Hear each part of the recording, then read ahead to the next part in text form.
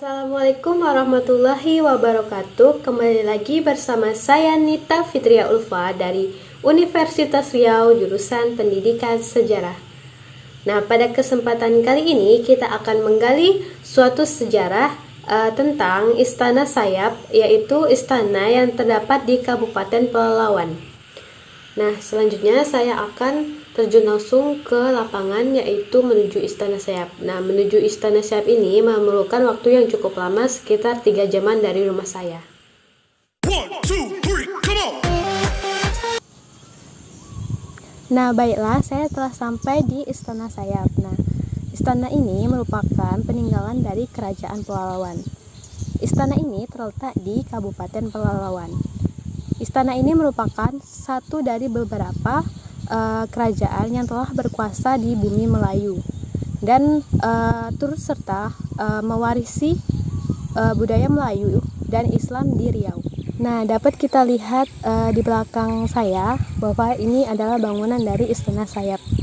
Selanjutnya kita akan masuk ke Istana Sayap.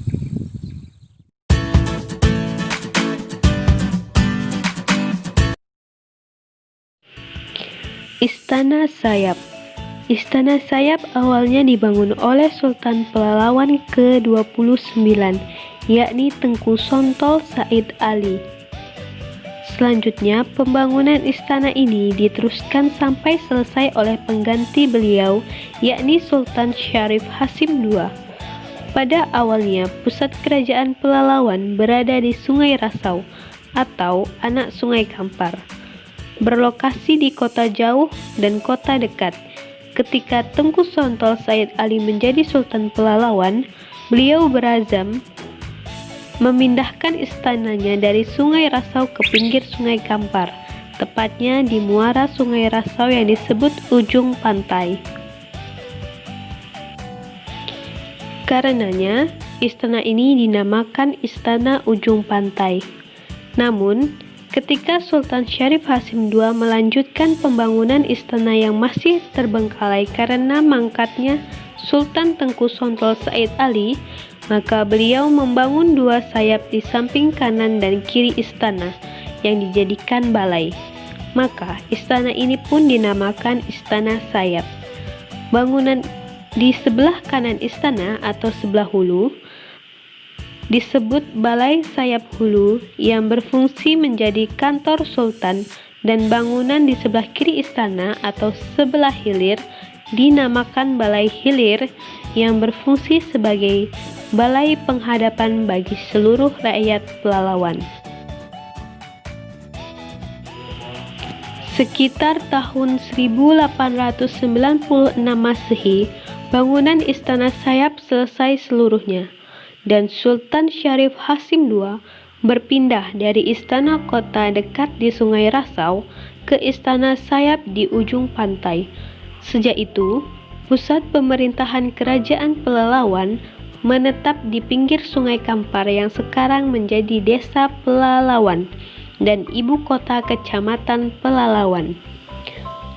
Bangunan utama ini berwarna kuning, dilengkapi ornamen dan ukiran-ukiran khas Melayu Riau dan memiliki tangga melengkung.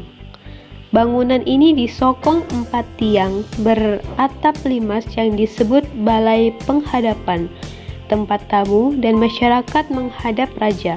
4 tiang ini merupakan simbol bahwa kerajaan memiliki 4 orang wakil.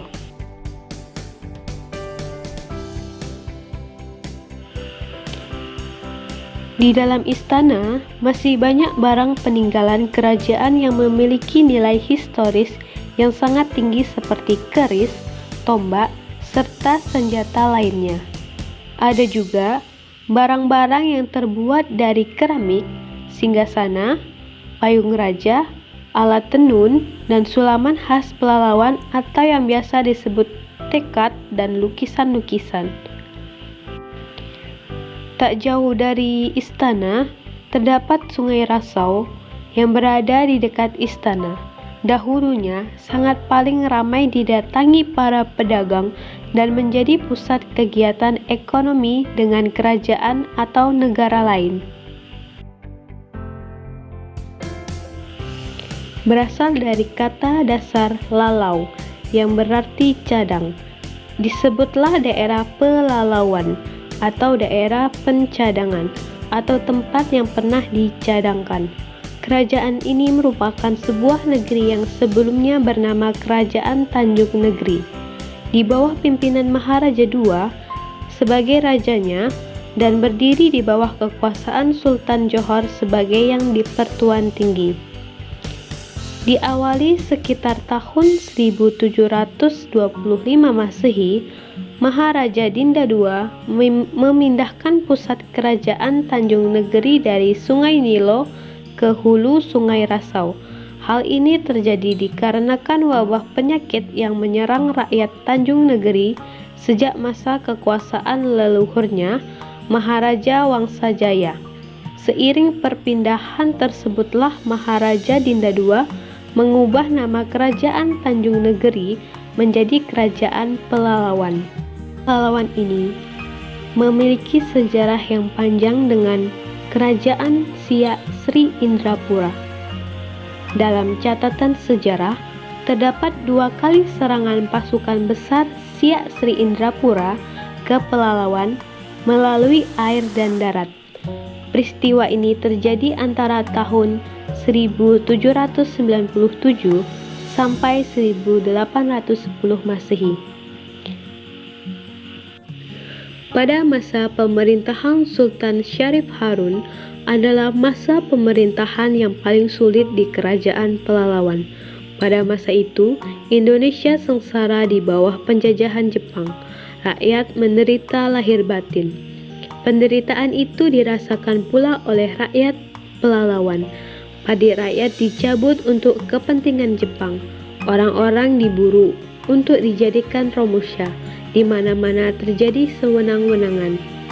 Demi menjaga kemakmuran rakyat Pelalawan, pada tahun 1946, Sultan Syarif Harun mendarma baktikan Pelalawan kepada pemerintah Indonesia setelah kemerdekaan Indonesia diproklamasikan.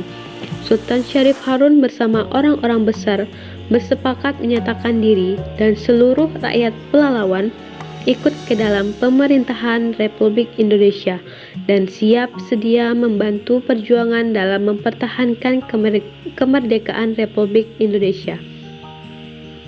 Pada tanggal 7 Agustus 2008, Lembaga Kerapatan Adat Melayu Kabupaten Pelalawan mengangkat Tengku Kamarudin Harun bin Sultan Syarif Harun sebagai Sultan Pelalawan ke-10 dengan gelar Sultan Asyaidis Syarif Kamarudin Harun.